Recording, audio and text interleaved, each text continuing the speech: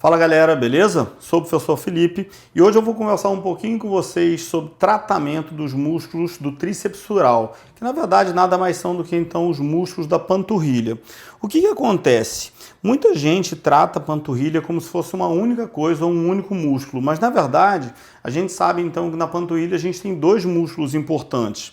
A gente tem um músculo mais superficial, que é o nosso gastrocnêmio. E esse músculo gastrocnêmio, então, ele vai ser dividido em duas porções.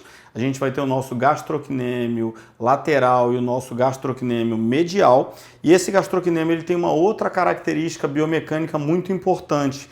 Por quê? Porque ele é um músculo biarticular. Ele tem uma inserção distal lá no tendão de Aquiles, mas a inserção proximal dele é no fêmur. Então, a gente vai ter, então, um músculo biarticular que vai fazer movimento tanto no tornozelo, de plantiflexão, quanto no joelho, como sinergista da flexão de joelho. Agora, a gente tem um músculo mais profundo, que é o nosso músculo sóleo ou solear. Esse músculo sóleo ou solear, ele vai ter a origem dele na tíbia, na face posterior da tíbia, e a inserção também lá no nosso tendão de Aquiles ou nosso tendão calcâneo.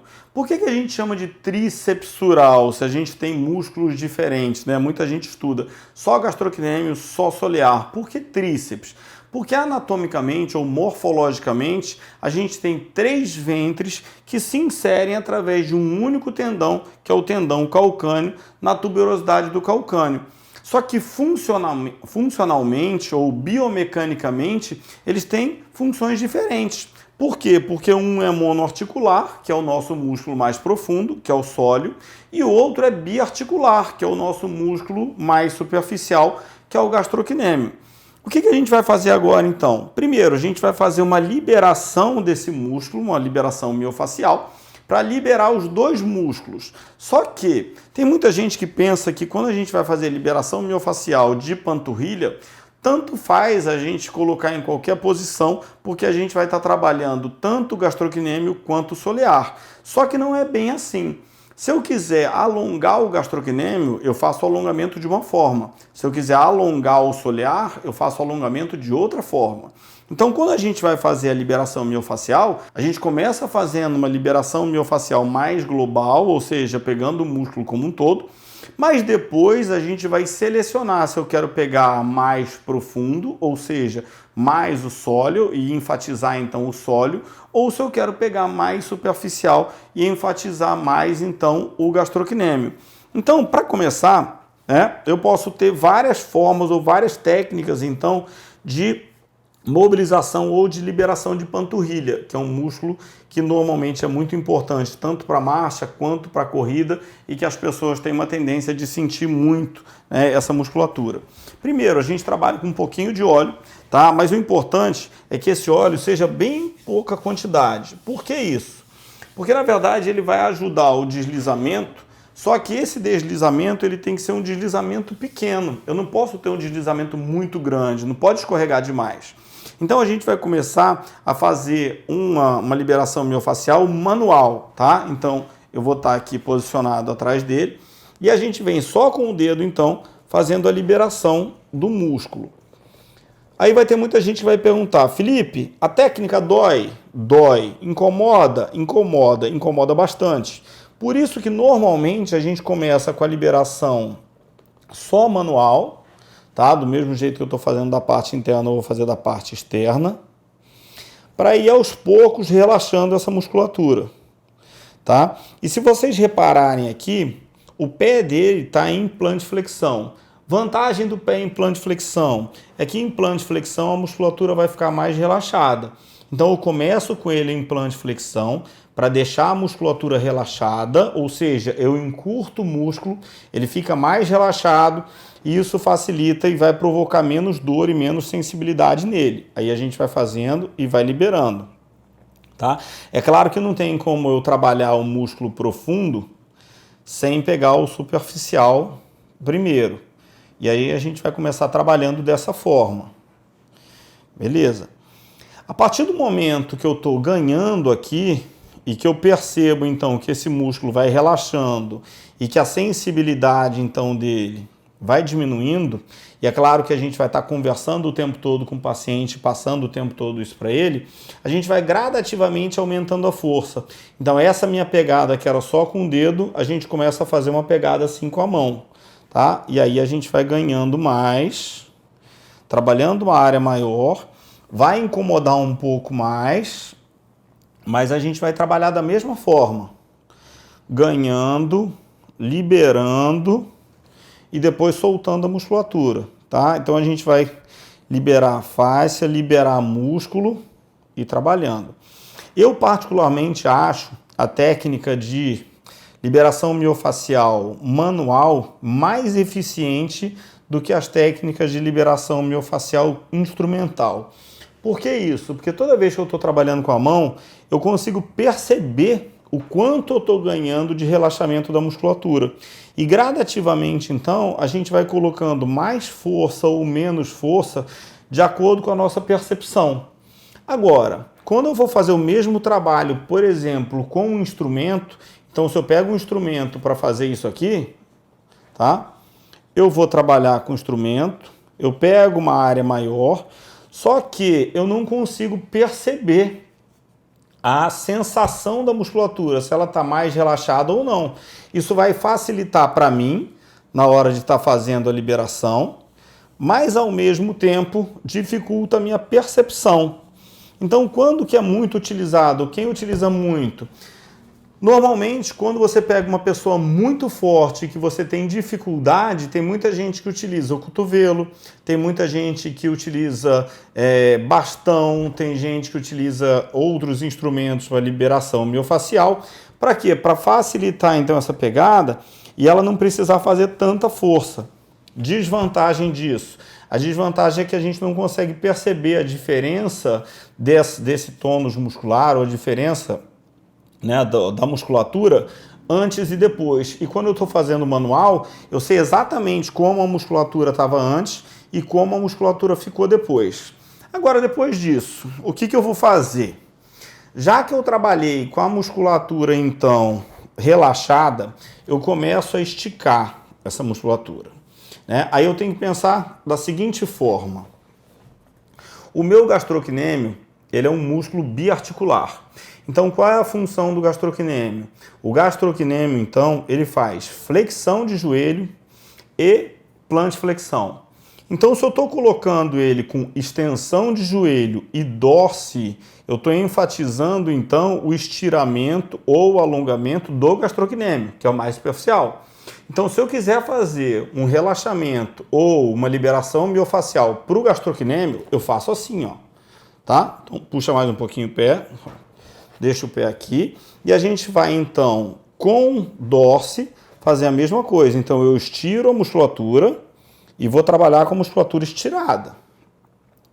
ênfase aqui então nesse ponto. Aqui eu estou dando ênfase no gastrocnêmio, que é o superficial. Aqui gastrocnêmio lateral, aqui gastrocnêmio medial. Posso fazer assim? Estou fazendo já com a mão fechada, porque a gente já começou então a fazer, liberou primeiro com o dedo, depois liberou com o pé em plantiflexão e agora eu estou liberando então em dorse.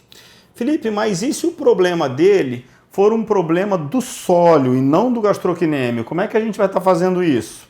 Se o problema dele for do sólio, eu vou fazer muito parecido, só que eu vou trabalhar com plant, tá? Só que eu trabalho com plant com o joelho flexionado. E eu vou trabalhar aqui, ó. Por que com plant com o joelho flexionado? Porque eu vou inibir, eu vou relaxar o gastrocnêmio e eu vou estirar o sólio. E aquele músculo que está estirado, então, eu vou trabalhar ao mesmo tempo que eu estou trabalhando, né, o relaxamento, eu relaxei a musculatura superficial, estirei a musculatura profunda, e essa musculatura profunda que está estirada, então, vai ser a musculatura então, que vai estar sendo trabalhada durante o movimento. Esse movimento, então, de liberação miofascial, ele pode ser feito de forma manual, de forma instrumental e ainda tem gente que gosta de utilizar a ventosa. Aí entra a questão da ventosa. Felipe, qual a função da ventosa em relação à liberação miofascial? A ventosa, na verdade, ela vai fazer um descolamento dessa região mais superficial, ou seja, da pele em relação ao tecido subcutâneo. Então, ela é uma liberação muito mais de tecido conjuntivo do que de liberação miofascial propriamente dita. Quando a gente fala de liberação miofascial, a ventosa ela é muito mais superficial. Então, se eu tenho algum problema, alguma aderência de pele, por exemplo, que não é o caso dele, que a gente pode testar aqui assim, ó, né? Ou seja, você percebe que a pele dele descola completamente do tecido subcutâneo, isso aqui não tem nenhum sentido fazer ventosa. Por que não tem sentido? Porque ela já é descolada. Então, apesar de utilizar a ventosa e a ventosa, então, vai fazer um descolamento, no caso dele não tem necessidade. Como o caso dele, então, é um problema mais muscular, então essa massagem ou essa intervenção ela vai ter que ser mais profunda. Sempre lembrando que a intervenção profunda pode pegar só gastrocnêmio, pode pegar só solear ou pode pegar os dois. E a gente não pode considerar que é tudo a mesma coisa. Vou trabalhar panturrilha, como se a panturrilha fosse tudo a mesma coisa, né? Como se não tivesse uma diferença entre gastrocnêmio e solear. Tem muita gente que vai fazer um fortalecimento, fala, vou fazer um fortalecimento de panturrilha. E ele acha que a panturrilha é toda a mesma coisa. Vou fazer um fortalecimento de panturrilha, sentado ou em pé, tanto faz. Não existe tanto faz. É que, na verdade, um é monoarticular e o outro é biarticular. Então, dependendo do que você vai trabalhar em pé ou sentado. Do mesmo jeito, quando eu vou fazer minha liberação miofacial, dependendo do músculo que eu quero priorizar, eu posso estar trabalhando, então, com o joelho semiflexionado ou com o joelho estendido, com o pé em dorse ou com o pé implante. Felipe, mas o pé implante vai ter que vantagem? O pé implante ele vai gerar um relaxamento. Se eu gero um relaxamento, consequentemente, ele vai sentir menos incômodo. Mas qual é o meu objetivo? O meu objetivo, então, é trabalhar a musculatura de forma mais intensa possível. Mas para isso, muitas vezes, eu tenho que começar com o pé implante para que ele comece a aceitar aquilo, porque a técnica incomoda bastante. Tem gente que tem muita sensibilidade, tem muita dor. Então tem pacientes, por exemplo, tem indivíduos que a gente começa a fazer liberação miofascial e que às vezes a gente vai gastar 40, 50 minutos. Por quê? Porque os primeiros 10 ou 15 minutos são só de dessensibilização.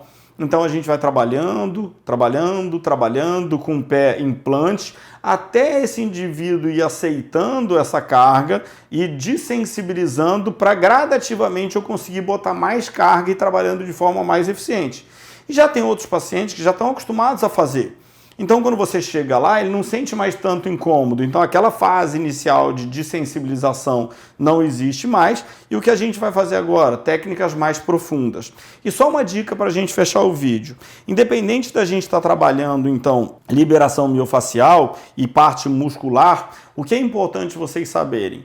Toda técnica que vai trabalhar a liberação miofacial e vai trabalhar, então, relaxamento muscular, ela é uma técnica profunda, mesmo o músculo sendo superficial.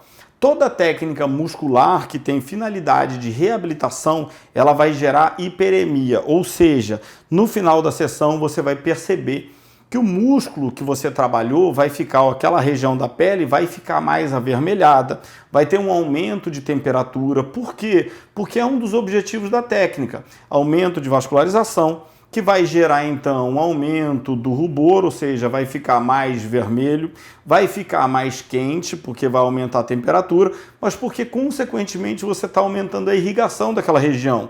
E isso faz com que também o processo de regeneração daquelas fibras musculares seja muito mais eficiente. Então isso é o esperado.